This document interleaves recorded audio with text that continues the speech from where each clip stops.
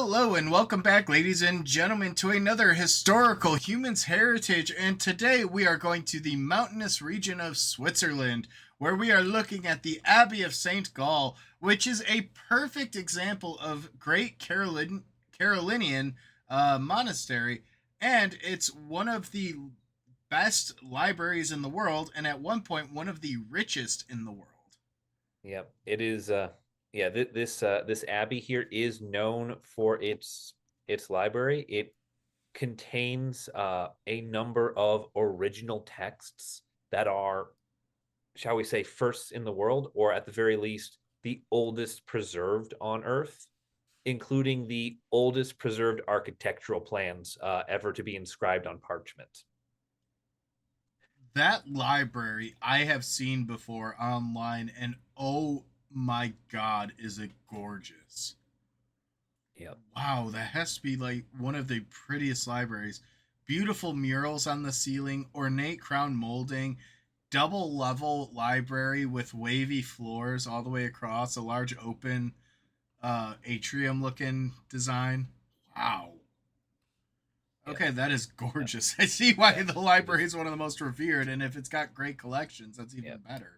It has had an uninterrupted collection of work beginning in the 7th century before the library and abbey were even fully constructed. It had works of literature and architecture and significance, and it has continuously collected for 1200 years. So Um, yeah. Oh, part go of ahead. that is prior to the advent of public education or the advent of universities. Can you guess where most people went to go get learned?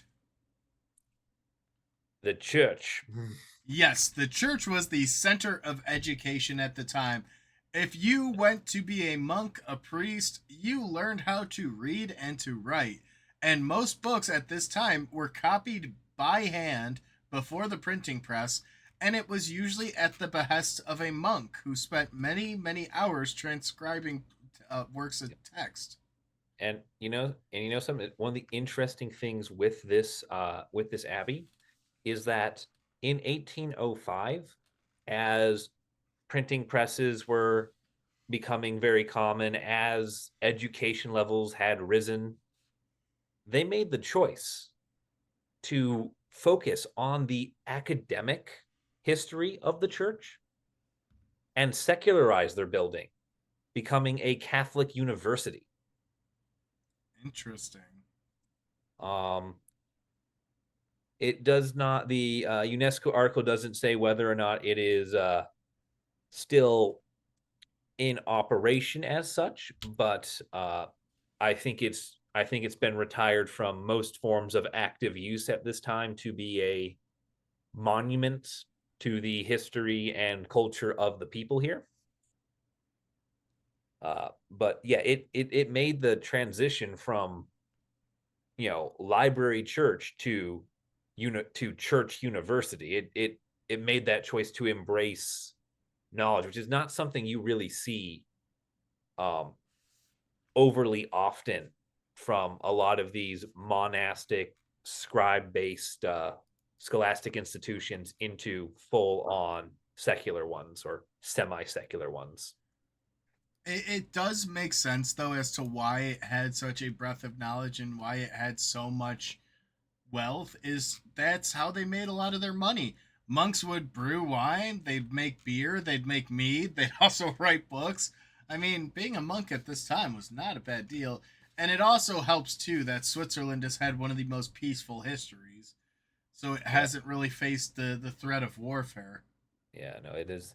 Yeah, and a big part of why their collection is so extensive is because, or why it's so revered, is because a lot of their works, due to the lack of threat of people coming and burning things down, are retained in their original form. They've kept original forms of a lot of these works. I believe there's a um, illuminated manuscript from the ninth century that is one of the only ones of its kind in the entire world from that time period to be in its original state, in its original binding. And then this building itself is still in exceptional condition. I mean, it shows a lot of styling and something that I think is very interesting, especially as a lot of it was built in a Baroque style as well, mixing Yeah, multiple design elements. yeah. Oh yeah. Um, Oh yeah. The big reason why there's so much architectural beauty here is because in the 18th century, just 100 years before they became a school, they rebuilt the entire thing using artistic elements from every era that had already been there. They took everything that was already there, rebuilt it to be structurally sound, and incorporated it all so it would all complement each other in almost perfect harmony.